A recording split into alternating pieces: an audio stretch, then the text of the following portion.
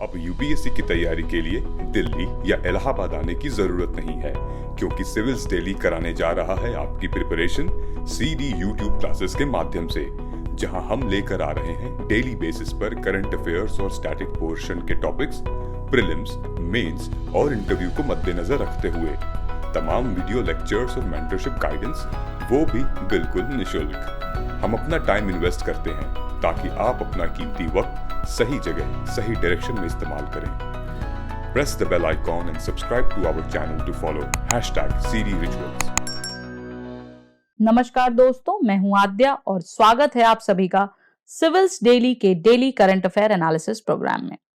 तो चलिए बात करेंगे आज की कुछ खास न्यूज हेडलाइंस की और देखते हैं क्या है खास आज की सुर्खियों में हमारे एग्जाम्स पर्सपेक्टिव।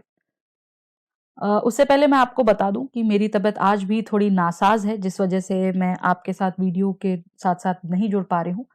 तो कोई बात नहीं, लेकिन हम अपनी पढ़ाई नहीं रोकेंगे यहाँ पर, और जो भी इम्पोर्टेंट न्यूज एनालिसिस है वो मैं आपको बताऊंगी ऑडियो के माध्यम से, ठीक है। और होप कि जल्द ही मैं आपके साथ फिर से जुड़ूंगी, ठीक है। तो हमारी जो सबसे पहली न्यूज हेडलाइन है दोस्तों, वो है about the new Haryana bill या न्यू हरियाणा लॉ, जो कि प्राइवेट सेक्टर में रिजर्वेशन को लेकर के आया है, ठीक है।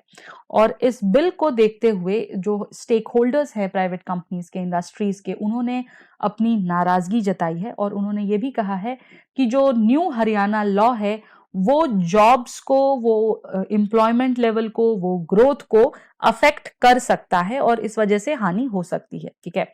ये था हमारा पूरा मुद्दा।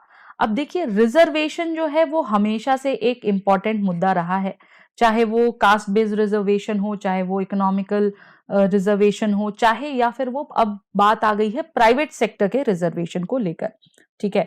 तो हुआ ये कि कुछ समय पहले ही जो है हरियाणा के गवर्नर साहब ने इस बिल को मंजूरी दी थी, जो कि प्रोवाइड करता है 2-4% नहीं, 75% reservation in the private sector to job seekers from the state, यानी डोमिसाइल बेसिस पर। यानी ये जो रिजर्वेशन है, ये इसका फायदा सिर्फ वही लोग उठा पाएंगे जो कि हरियाणा के डोमिसाइल लोग हैं, जो हरियाणा के निवासी हैं, मूल निवासी हैं, ठीक है। और कुछ समय पहले जो है झारखंड गवर्नमेंट ने भी ऐसा ही कुछ अनाउंस किया था। उन्होंने अनाउंस किया था कि देखिए 75% रिजर्वेशन जो है हम प्राइवेट सेक्टर में दे रहे हैं with jobs of a salary of up to ₹30,000 for locals. जो वहां के लोकल्स हैं उनके लिए लगभग 30,000 रुपए महीने की सैलरी के रूप में जिन्हें मिलती है, उनके लिए हम 75% रिजर्वेशन ला रहे हैं। हालांकि इसके जो है इसके अगेंस्ट में, या कह लो कि इस मुद्दे पर जो है लोगों ने सुप्रीम कोर्ट में पिटीशन भी फाइल की और सुप्रीम कोर्ट ने जो है रिस्पॉन्सेस देखते हुए सभी स्टेट से रिस्पॉन्सेस मांगे और कहा कि वेदर द 50% सीलिंग लिमिट जो है रिजर्वेशन की, उसको रिकंसीडर करना जरूरी है या नहीं, इस पर आप हमें अपना जो भी आपका व्यू पॉइंट है वो बताइए, ठीक है। कि क्या जो 50% कैप है कि भाई 50% से अधिक रिजर्वेशन नहीं होना चाहिए, अगर वो किसी हालत में जो है वो उसको चेंज किया जा रहा है या रिकंसीडर करना है, तो वो किया जाना या नहीं चाहिए, ठीक है। तो यहां पर जो हमारा पूरा मुद्दा उठ करके आता है वो सबसे पहले तो ये कि रिजर्वेशन की नेसेसिटी क्या है, रिजर्वेशन है क्या आखिर। तो रिजर्वेशन को देखिए, जो हम लोग हमेशा से समझते आए हैं या जानते आए हैं, वो इसी रूप में समझते आए हैं कि रिजर्वेशन एक ऐसा अफर्मेटिव एक्शन है सोशल डिस्क्रिमिनेशन के अगेंस्ट में, जो कि सोसाइटी में प्रचुर मात्रा में अवेलेबल है, ठीक है। सोशल डिस्क्रिमिनेशन आपको भी पता है, मतलब हर दूसरे पग पर आपको सोशल डिस्क्रिमिनेशन की चीज देखने को मिल जाएगी। तो इसी सोशल डिस्क्रिमिनेशन से लोगों को मदद देने के लिए, लोगों को हेल्प करने के लिए रिजर्वेशन का जो है पूरा का पूरा फंडा लाया गया था हमारे कॉन्स्टिट्यूशन में। और इनफैक्ट ये भी कहा जाता है कि रिजर्वेशन आज से नहीं, सदियों से जो है हमारी सोसाइटी में है। इससे पहले कि वो कॉन्स्टिट्यूशन में लाया जाता, उससे भी पहले जो है सोशली और एजुकेशनली बैकवर्ड सेक्शंस जो है वो रिजर्वेशन की मांग करते थे और उन्हें अलग अलग टाइम पे अलग अलग रूप में दिया भी जाता था, ठीक है। अभी तक गवर्नमेंट सेक्टर में ही जो है रिजर्वेशंस थे, जैसे एडमिशन को लेकर हो गया, एजुकेशन पॉलिसीज को लेकर हो गया, ठीक है, जॉब्स को लेकर के हो गया, वहां पर रिजर्वेशन थे। बट अब हरियाणा ने जो बात की है वो बात की है फॉर गिविंग 75% रिजर्वेशन, ठीक है, और ये 75% रिजर्वेशन जो है ये प्राइवेट सेक्टर में, जो कि अब तक अनछुआ था, वहां पर ला रहे हैं। और ये डिपेंडेंट किस चीज में है? ना तो ये इकोनॉमिकली बेसिस पे डिपेंडेंट है, ना तो सोशल बेसिस पे डिपेंडेंट है। ये डिपेंडेंट है टोटली डोमिसाइल बेसिस पर, ठीक है, कि आप कहाँ के मूल निवासी हैं उस बेसिस पर। इन शॉर्ट हम इसको कह सकते हैं कि हरियाणा के लोगों को जॉब जो है वो हरियाणा में मिलेगी, इसकी श्योरिटी, या ये कि हरियाणा में दूसरे प्रदेश के लोगों को जॉब नहीं मिलेगी, ठीक है, ये दोनों चीज कही जा सकती है। तो देखिए, इसको लेकर के जो पूरा का पूरा मुद्दा उठा है वो यही हुआ है कि जो हमारे स्टेक होल्डर्स हैं, ठीक है, उन्होंने जो है इसके खिलाफ आवाज उठाई है।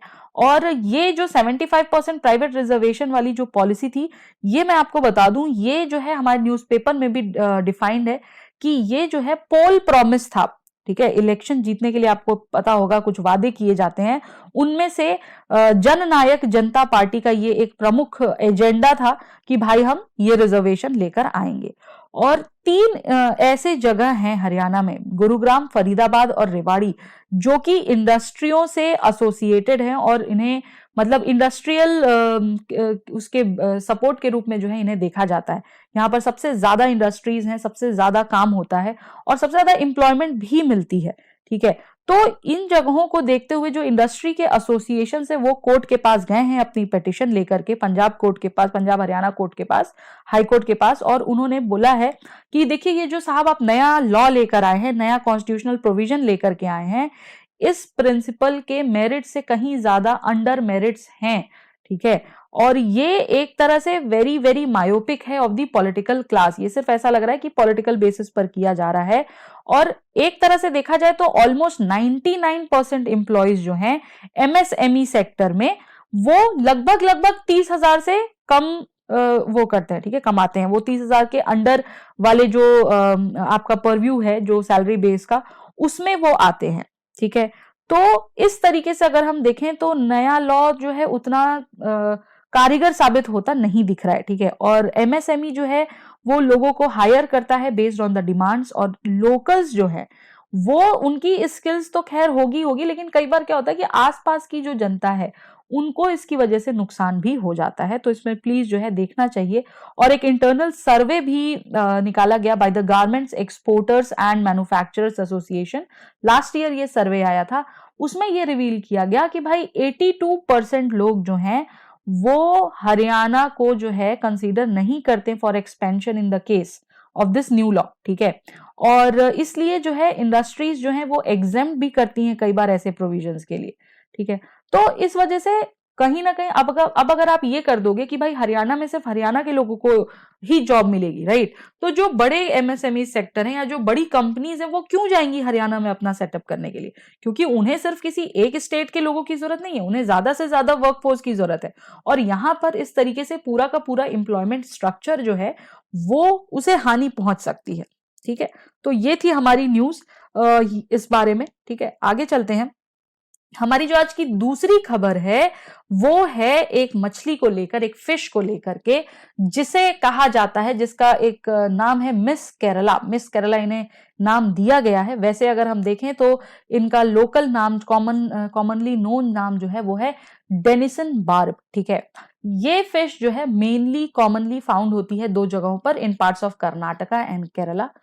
इनका जो साइंटिफिक नेम है वो है पुंटियस डेनिसोनी, ठीक है। और ये नाम जो है दिया गया है डेनिसन बार्ब के अगेंस्ट में, ठीक है।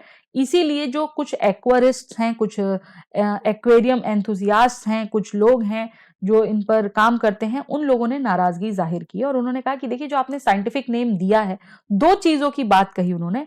पहला तो ये कि भाई जो आपने साइंटिफिक नेम दिया है ये गलत है, ठीक है। इसको आप, अगर आपको नाम ही देना था तो आप सह्याद्री डेनिसोनी दे देते, ठीक है। और दूसरी बात ये कही गई कि इसको जो इंक्लूड किया है आपने स्केड्यूल 1 के अंदर, under the wild life protection amendment bill of 2021, मैं लिख देती हूं यहां पे, याद रहेगा आपको, वाइल्ड लाइफ, लाइफ अलग है, ठीक है, wild life protection bill, wild life protection amendment bill year 2021, ठीक है। इस बिल के तहत जो है इनको इंक्लूड किया गया है, राइट। तो वही कहा जा रहा है कि देखिए आपने इस बिल के अंदर इंक्लूड किया गया, ये गलत है। क्यों? क्योंकि ये एक तरह से ऐसा साउंड कर रहा है कि बैन लगा दिया गया है इनके ऊपर, ठीक है। और आपने इसे एंडेंजर्ड कहा है, जो कि एंडेंजर्ड नहीं है, ऐसा कहना है लोकल एक्वारिस्ट्स का, ठीक है।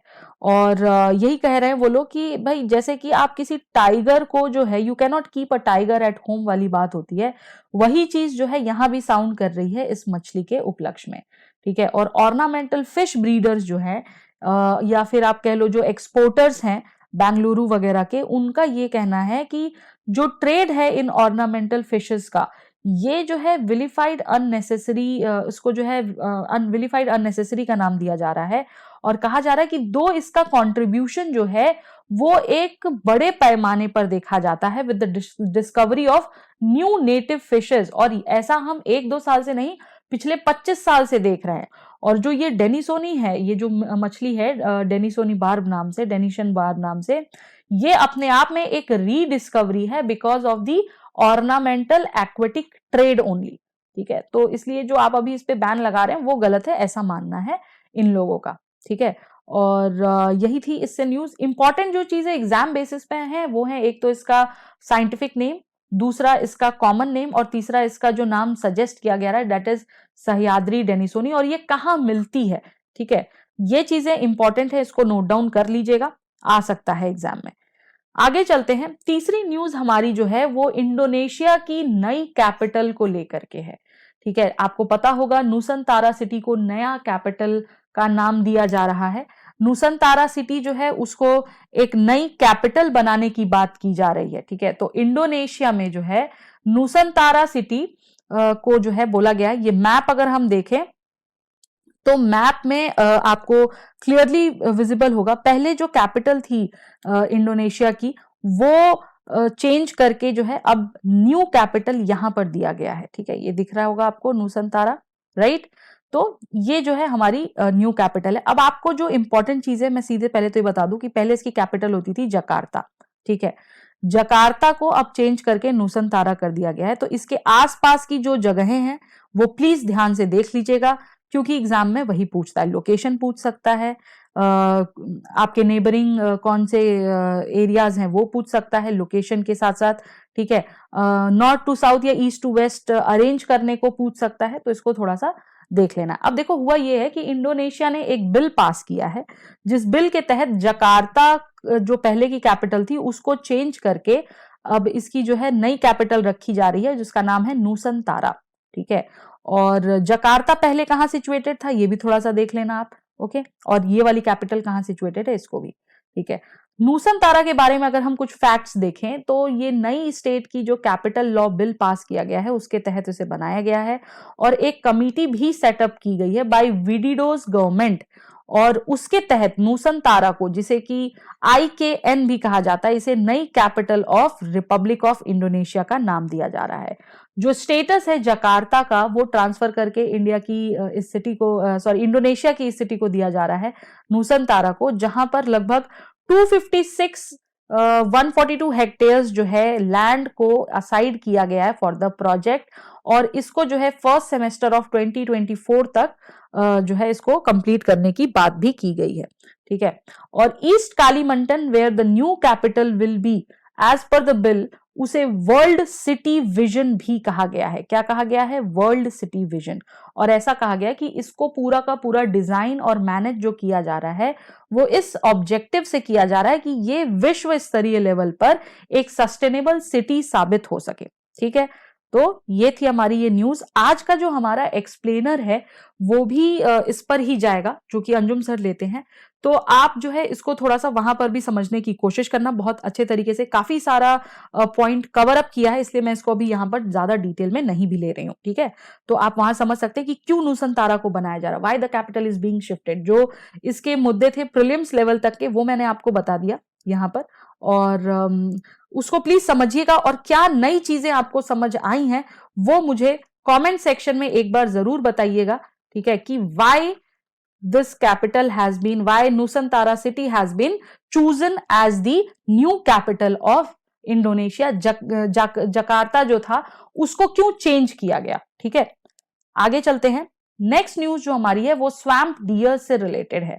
इनकी पॉपुलेशन में एक गिरावट पाई गई है। ऐसा कहा जा रहा है कि जो पॉपुलेशन है वल्नरेबल ईस्टर्न स्वैम्प डियर की, जो कि एक्सटिंक्ट मानी जाती है साउथ एशिया में लगभग, उसकी जो कि पॉपुलेशन का नंबर्स था 907 थे वो 2018 में, ठीक है, फिर 868 हो गए वो 2020 में। In the Kaziranga national park और टाइगर रिजर्व में इनको कम होते हुए पाया गया है, ठीक है, ये कहा गया है, इस न्यूज का पूरा मुद्दा है, ठीक है। अब देखिए स्वैम्प डियर से रिलेटेड कुछ चीजें जाननी है हमें। पहली तो ये कि इन्हें बारहसिंघा भी कहते हैं। क्या कहा जाता है इन्हें? बारहसिंघा। कॉमनली ये बारहसिंघा के नाम से नोन है। ये एक डियर की स्पीशी है, हिरन की स्पीशी है, और ये इंडियन सब कॉन्टिनेंट में डिस्ट्रीब्यूटेड मानी जाती है। इंडियन सब कॉन्टिनेंट में ये मिलते हैं। इनकी पॉपुलेशन जो है वो नदर्न और सेंट्रल इंडिया में फ्रैगमेंटेड है, और दो आइसोलेटेड पॉपुलेशंस जो है इनकी वो साउथ वेस्टर्न नेपाल में भी देखी जाती है। कहाँ देखी जाती है? साउथ वेस्टर्न नेपाल में। और ऐसा कहा जाता है कि पाकिस्तान वगैरह के एरिया में ये लोकली एक्सटिंक्ट हो चुके हैं, बांग्लादेश में एक्सटिंक्ट हो चुके हैं, लेकिन इसका जो प्रेजेंस है वो भूटान में जो इसका प्रेजेंस है वो अनसर्टेन है। उसकी कुछ खास चीजें नहीं, हो सकता है कि न भी मिले और कभी कभी वो दिख भी जाते हैं। असमीज में बारहसिंघा को डॉल होरीना भी कहा जाता है। डॉल का मतलब होता है स्वैम्प, ठीक है, डॉल होरीना इनका नाम है असमीज में। ये इंपॉर्टेंट है, यूपीएससी कई बार स्टेटमेंट बेस्ड क्वेश्चंस में दे देता है, तो इसको थोड़ा सा देख लीजिएगा, ठीक है। अब हम बात करें अगर इनकी, ये इसकी इमेज है बारहसिंघा की, जिसमें क्लियरली विजिबल है, तो इसको आप थोड़ा सा देख के ध्यान रख सकते हैं। ये जो स्वैम्प डियर्स है मेनली ये कान्हा नेशनल पार्क जो कि मध्य प्रदेश में, मध्य भारत में स्थित है, वहां पर देखा जाता है, ठीक है। और 2 लोकेलिटीज हैं असम में जहां पर ये पाए जाते हैं, और 6 लोकेलिटीज जो है ये उत्तर प्रदेश में इनकी है जहां ये पाए जाते हैं। तो आपसे मेरा यहाँ पर एक क्वेश्चन है कि क्या आप उन लोकेलिटीज का नाम दे सकते हैं मुझे जहां ये मेनली पाए जाते हैं? लोकेलिटीज का नाम फटाफट से मुझे कमेंट सेक्शन में लिखकर बता दीजिए जरा कि कहां कहां पर ये मेनली पाए जाते हैं, ठीक है। कंजर्वेशन स्टेटस की बात करें तो IUCN रेड लिस्ट के अनुसार इन्हें एंडेंजर्ड स्पीसी माना जाता है, और सिटीज के अपेंडिक्स 1 में इनको इंक्लूड किया जा गया है। Along with that wild life protection act 1972 schedule 1 में भी इनको शामिल किया जा चुका है, ठीक है। तो इंपॉर्टेंट इंफॉर्मेशन आपको मिल गई है। फटाफट से मुझे जरा लोकेलिटीज का नाम बताइए। अगर नहीं पता है तो गूगल करके खोजिए, पॉज करिए यहीं पर वीडियो और खोज कर बताइए। क्यों? क्योंकि लोकेलिटीज हमें पता होनी चाहिए, ठीक है। और आई एम श्योर कि आप लोग इतने होनहार हैं कि आपको ऑलरेडी पता होगा, ठीक है। तो बस फटाफट से लिख दीजिए। आगे चलते हैं। एक क्वेश्चन है आपके लिए। ये क्वेश्चन जो है पास्ट ईयर क्वेश्चन पेपर से ही मैंने निकाला है, ठीक है, नया क्वेश्चन नहीं है। इसको जरा सा देखिएगा और सॉल्व करके मुझे आंसर जरूर बताइएगा कमेंट सेक्शन में कि क्या है। आजकल आप लोगों के थोड़े से आंसर्स मुझे कम मिल रहे हैं, तो ऐसा मत करिए, बिल्कुल भी आंसर्स जरूर दीजिए, क्योंकि यही आंसर्स जो है आपकी तैयारी को एक स्टेप और सॉलिड बनाएगी, एक स्टेप और आगे ले जाएगी। ओके, नेक्स्ट हमारी जो न्यूज है वो बैन पर है। बैन किस पर? चिंतामणि प्ले के जो आर्टिस्ट हैं उन पर, और ये जो है बैन लगाया गया है। आंध्र प्रदेश गवर्नमेंट ने जो है इस पर बैन लगाया है on the popular play of Chintamani पद्य नाटकम, ठीक है। और ये नाटक मैं आपको बता दूं, लाइक ऑलमोस्ट 100 ईयर्स से ये नाटक जो है, ये फेमस नाटक जो है होता आ रहा है। चिंतामणि पद्य नाटकम की अगर हम बात करें तो उसकी कुछ की हाइलाइट्स हैं, वो समझ लेते हैं, क्योंकि प्रीलिम्स में तो इंपॉर्टेंट है ही, जीएस पेपर 1 में भी ये इंपॉर्टेंट हो जाता है, प्रीलिम्स में तो खैर है ही है, ठीक है। तो देखिए ये एक स्टेज प्ले है जिसे सोशल रिफॉर्मर, राइटर और पोएट कल्लाकुरी नारायण राव ने शुरू किया था लगभग 100 साल पहले, ठीक है। और इस प्ले में जो राइटर है वो खुद ही एक्सप्लेन करते हैं कि किस प्रकार लोगों को नेग्लेक्ट किया जाता है उनकी फैमिलीज से, जो कि by falling prey to the certain social evils, ठीक है। और ऐसा एम किया जाता था, इस प्ले का जो एम था, जो ऑब्जेक्टिव था, वो यही था to create awareness on the devadasi system, ठीक है। जरा मुझे फटाफट से बता दीजिए देवदासी सिस्टम क्या है। अगर आप में से किसी ने भी एंशिएंट इंडिया थोड़ा भी पढ़ा होगा तो आपको ये पता होगा, और इस पे क्वेश्चन आ भी चुका है, ठीक है। तो फटाफट से मुझे इसका आंसर दीजिए, कहां पर? कमेंट सेक्शन में। क्या है देवदासी सिस्टम, ठीक है। और दूसरी चीज कि किस प्रकार से जो फ्लैश ट्रेडिंग होती थी पहले के जमाने में, या जो फैमिलीज में जो है ये सब कुछ होता था, उसको कैसे अवेयर करके लोगों को उसको कैसे रोकथाम करनी है उसकी, ये चीजें ये प्ले जो है ये बताता था, ये अवेयर करता था हमें, ठीक है। और कुछ लोग थे जो कि लोग तो नहीं कहेंगे, ये कह सकते हैं कुछ कैरेक्टर्स थे इस प्ले में जो कि बहुत मुख्यतः प्ले किए जाते थे। उनके नाम ऐसे हैं: सुब्बीसेट्टी, चिंतामणि, बिल्वा मंगलाडू, भवानी शंकरम और श्रीहरि। ठीक है, तो ये कुछ कैरेक्टर्स हैं इस प्ले के जो कि प्ले किए जाते थे। ठीक, तो इनका नाम थोड़ा सा देख लेना है, हमें इंपॉर्टेंट है। ये प्ले जो है ये अपने मेन कैरेक्टर के नाम पर ही है, दैट इज चिंतामणि। और चिंतामणि कौन थी इस प्ले के अंदर? चिंतामणि एक वुमेन थी जो कि ऐसी फैमिली में पैदा हुई थी जिसका जन्म हुआ था जहां पर कि फ्लैश ट्रेडिंग का काम होता था। और ये प्ले पूरी तरीके से इसी बात पर, इसी चीज को फोकस करता है कि कैसे चिंतामणि नाम की महिला ने सैल्वेशन एक्सेप्ट किया, सैल्वेशन को पाया आफ्टर रिपेंटेंस। ठीक है, जो दूसरा कैरेक्टर है इस प्ले में सुब्बीसेट्टी के नाम का, वो कैरेक्टर जो है वो ये दिखाता है कि कैसे वो कैरेक्टर जो है अपनी सारी वेल्थ जो है, अपनी सारी जायदाद, पैसे रुपए जो भी है, वो चिंतामणि के चक्कर में जो है वो लूज कर जाता है। और इसके साथ साथ वो कैरेक्टर जो सुब्बीसेट्टी का कैरेक्टर है वो कहीं ना कहीं एक तरीका निकालता है जिससे ऑडियंस जो है और ज्यादा एंगेज होकर ये प्ले देखती है। चिंतामणि प्ले को जो है बहुत पॉपुलर माना गया है स्टेट्स में, और ऐसा कहा जाता है कि ये कई जगहों पर, थाउजेंड्स ऑफ प्लेसेस पर जो है ये परफॉर्म किया जाता है। ठीक है, और ऐसा भी कहते हैं कि लोग, ऑडियंस जो है वो इवन आज भी इस प्ले के लिए जो है, अब इस प्ले में अपने आप को एंगेज करती है। और कहा जाता है कि ये प्ले जो है एक मस्ट स्टेज प्ले माना जाता था गांव वगैरह में, विलेजेस में, ड्यूरिंग दी दशहरा सेलिब्रेशंस। ठीक है, अब मुद्दा आता है कि इसको बंद क्यों किया गया? इसको बंद इसलिए किया गया क्योंकि ऐसा कहा गया कि ये सोशली वल्गर है। सोशल सरमन्स जो इसमें दिखाए गए हैं उनमें जो वल्गैरिटी है वो दिन प्रतिदिन बढ़ती जा रही है।